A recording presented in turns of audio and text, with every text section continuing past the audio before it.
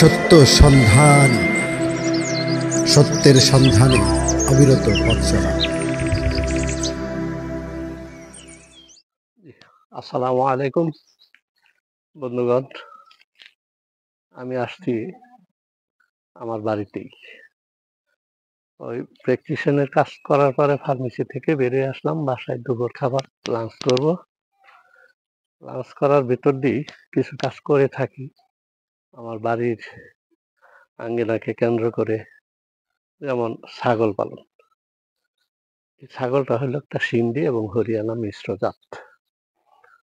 তারা অনেকেই বলে থাকে রাম ছাগল।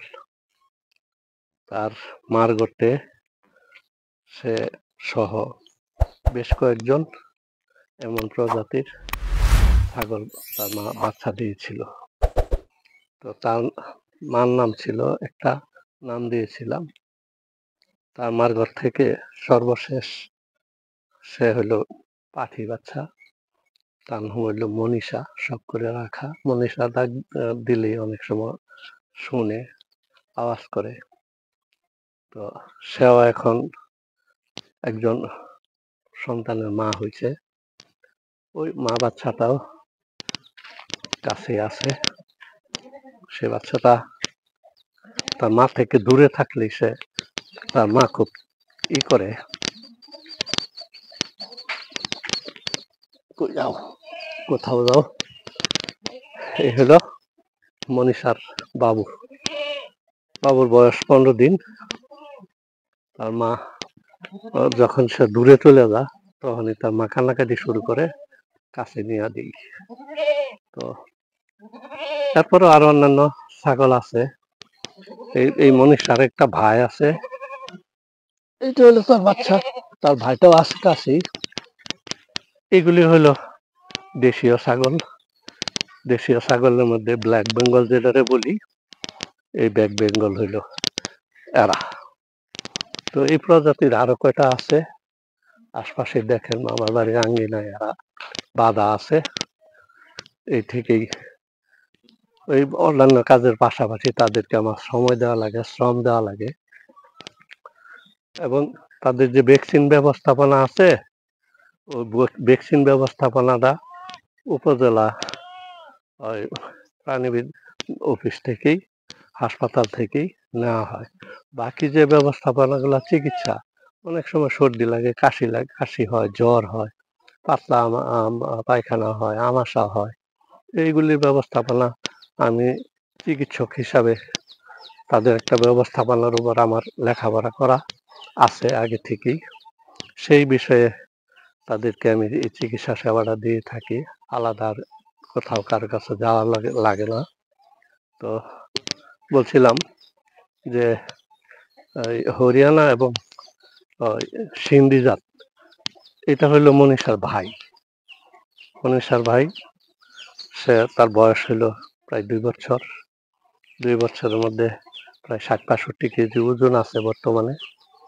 তার আরেকটা ভাই ছিল, নাম হইল জন্টু। আর তার নাম হইল জন্টু। তার ভাই যে একজন আছেন, তার নাম হইল মন্টু। মন্টুরে বিক্রি দিয়ে দিছি। মন্টুরে বিক্রি দিয়ে খুব কষ্ট পাই।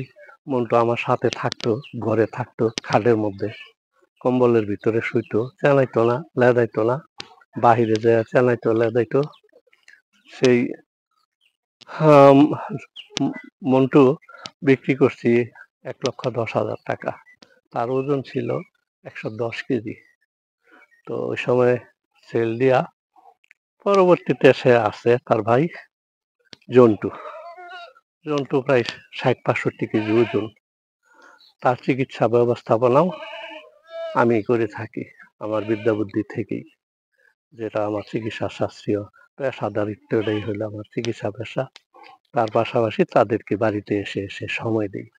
তো বাড়িতে সময়, খাওয়ার সময় অনেক সময় শর্ট হয়ে যায়, সময় দিতে পারি না। তাদের সেবা যত্ন নেওয়া লাগে। তাদেরকে মিশ্র খাবার আছে, খাবার ব্যবস্থা করা লাগে। পানির সাথে কি ভিটামিন দিমু কি দিমু না, ওটা অনেক সময় বলা লাগে। আমার সহযোগী হিসাবে আমার ম্যাডাম আছে।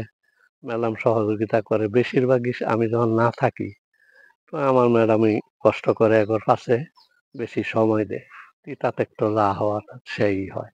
আমি ফাঁকে ফাঁকে আইসা একটু দেখাশোনা দেখভাল যতটুকু পারি করে থাকি। তো এই হলো আমার ছাগল পালার বিষয়গুলি বললাম। তো এগুলি আমার শখের বিষয়। অনেক শখ করে এদেরকে লালন পালন করে থাকি এবং তাদেরকে সময় দিয়ে থাকি। আমি আসলেই কান্নাকাটি করে, কাছে আসলেই কোনো পাতা-লতা আমার কাছে আছে কিনা ব্যবস্থাপনা তাদের ভাষায় ইঙ্গিতে আমি এমনটা বুঝি। তো মাঝে মধ্যে পাতা পেড়ে দেই গাছ থেকেই। কাঁঠালের পাতা দিই, আম পাতা দিই। বিভিন্ন প্রজাতির পাতা-লতা দিয়ে থাকি। কলা পাতাও মাঝে মধ্যে দিয়ে থাকি।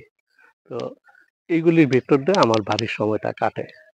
তো এইগুলি করতে করতেই দেখছেন যে রুগীরা ডাক মারে। মোবাইলে কল করা শুরু হয়ে গেছে। কই আছি? কখন আসবো ফার্মেসিতে? ওই তখন আবার ফার্মেসিতে তাড়াহুড়া কইরা অনেক সময় খাবার-দাবার করতে পারি না। এই কোনরকম হাত পাটা ধুইয়া মুইসা ছোটাছুটি করি ওই ফার্মেসিতেই ঢুইকা যাই। তো এই কাজগুলির ভিতর দিয়া আমি গড়ে তুলছি আজকে ২৭ বৎসর ২৮ বৎসর যাবৎ। আর এইগুলি নিয়েই আমি অনেকটা প্রতিষ্ঠা পাইছি, প্রতিষ্ঠিত হইছি। আল্লাহ পাক করে দিছেন। তো এখন নতুন একটা সুযোগ আসছে, জগৎ আসছে। অনলাইন জগৎ, ফেসবুক জগৎ, ইউটিউব জগৎ। এটার ভিতরে একটু হাঁটি করে পা রাখা শুরু করেছি এগুলি বলার জন্য, বিবরণ দেওয়ার জন্য। তো ছাগলেরও ছাগল বিষয়গুলো আমি এটাই বলতে চাই, যারা শখের বশে এগুলি শুরু করবেন তারা আপনাকে কিন্তু প্রতিষ্ঠা না করে উপায় নেই, প্রতিষ্ঠিত করবেই।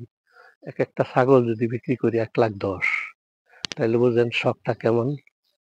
সেই হিসাবে যুব ভাইদেরকে বলবো, যারা বেকারত্ব নিয়ে হাই হতাশের ভিতরে আছেন, বেকারত্ব কোনো হাই হতাশ না, বেকারত্ব একটা বিশাল সম্পদ। এই সম্পদটাকে, বেকারত্বটাকে কাজে লাগাইতে পারলে আপনার বাংলাদেশের সম্পদ হয়ে উঠবেন। বেকারত্ব একটা ব্যক্তিগত সমস্যা। এই ব্যক্তিগত সমস্যায় জমাট হইতে হইতে রাষ্ট্রীয় সমস্যায় পরিণত হয়। এই রাষ্ট্রীয় সমস্যার বোঝা না হয়ে, পারিবারিক বোঝা না হয়ে, শখের বশে হোক, যেমনি হোক, এইভাবে আপনার শুরু করতে পারেন। শুরু করলে ইনশাআল্লাহ সফলতা আপনার জন্য নাড়া দিচ্ছে, আপনার নিশ্চিত থাকবেন। এটা আমার গালগপ্প না, এটা মন থেকে বলা এবং বাস্তবে করা। সেটা বাস্তবে আপনাদের জীবনে ফলপ্রসূ হোক সেই প্রত্যাশাই করি, সেই প্রত্যাশাই রেখে আজকের এই সময়টুকু দেখাইলাম। আশা করি কাজে আসবে। আল্লাহ হাফেজ।